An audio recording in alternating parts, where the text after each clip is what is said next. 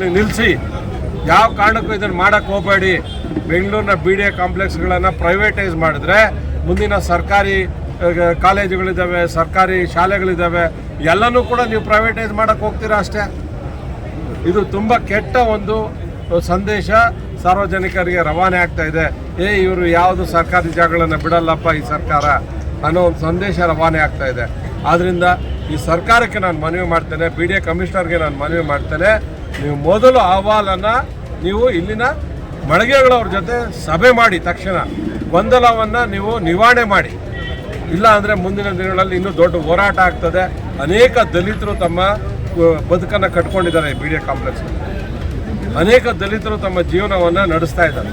ತುಂಬ ವರ್ಷಗಳಿಂದ ಅನೇಕ ರೈತರು ಕೂಡ ಇಲ್ಲಿ ಸಣ್ಣ ಸಣ್ಣ ಅಂಗಡಿಗಳನ್ನು ಹಾಕ್ಕೊಂಡು ತಮ್ಮ ಜಾಗ ಎಕರೆಗಳನ್ನು ಬಿಟ್ಕೊಟ್ಟು ಸಣ್ಣ ಅಂಗಡಿಗಳನ್ನು ಮಾಡಿಕೊಂಡು ಜೀವನ ನಡೆಸ್ತಾ ಇದ್ದಾರೆ.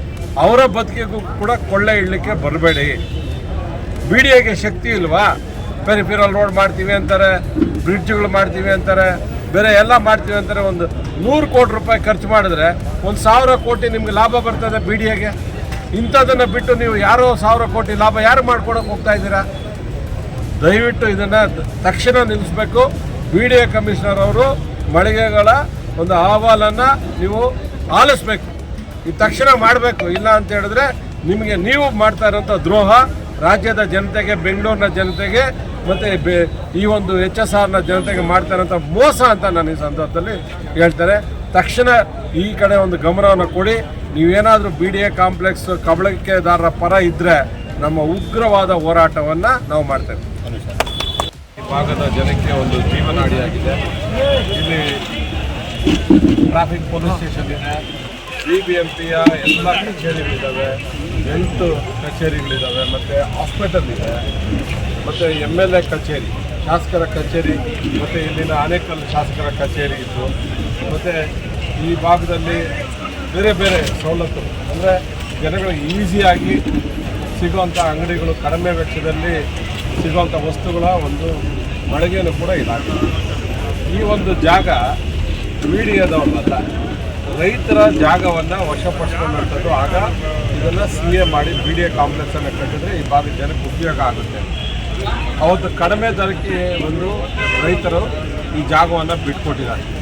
ಇವತ್ತು BDA ಬೇರೆ ಬೇರೆ ಬಡಾವಣೆಗಳನ್ನೆಲ್ಲ ಮಾಡೋಕ್ಕೆ ಹೋಗ್ತಾ ಇದೆ. ಇರೋ BDA ಕಾಂಪ್ಲೆಕ್ಸನ್ನು ಒಡೆದಾಕಿ ನೀವು ಕಟ್ತೀರಾ, ನೀವು ಕಟ್ಟಿ, ಇಲ್ಲಿನವ್ರಿಗೆ ಕೊಡಿ.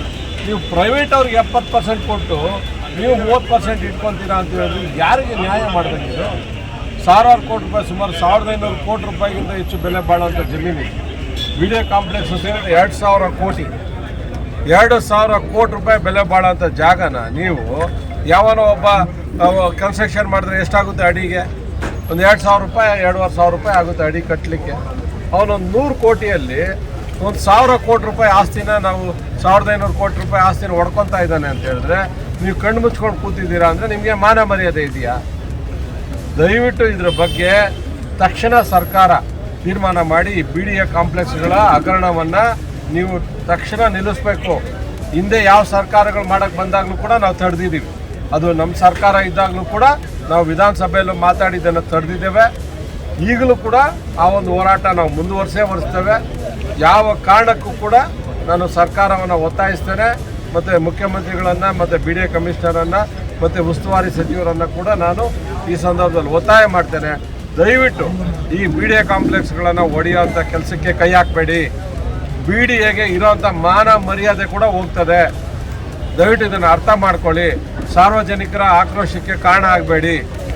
ಈಗಲೇ ಏನೇನು ಹಗರಣಗಳು ನಡೀತಾ ಇದೆ, ಯಾವ ರೀತಿ ಎಲ್ಲ ನಡೀತಾ ಇದೆ ಅಂತ ನೋಡಿದ್ದಾರೆ.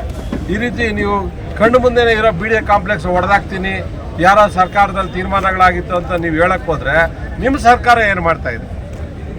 ದಯವಿಟ್ಟು ಇದನ್ನು ಯಾವ ಕಾರಣಕ್ಕೂ ಕೂಡ ನೀವು ಒಡೆಯೋಕ್ಕೆ ಬಿಡಬಾರ್ದು, ಪ್ರೈವೇಟೈಸ್ ಮಾಡಬಾರ್ದು.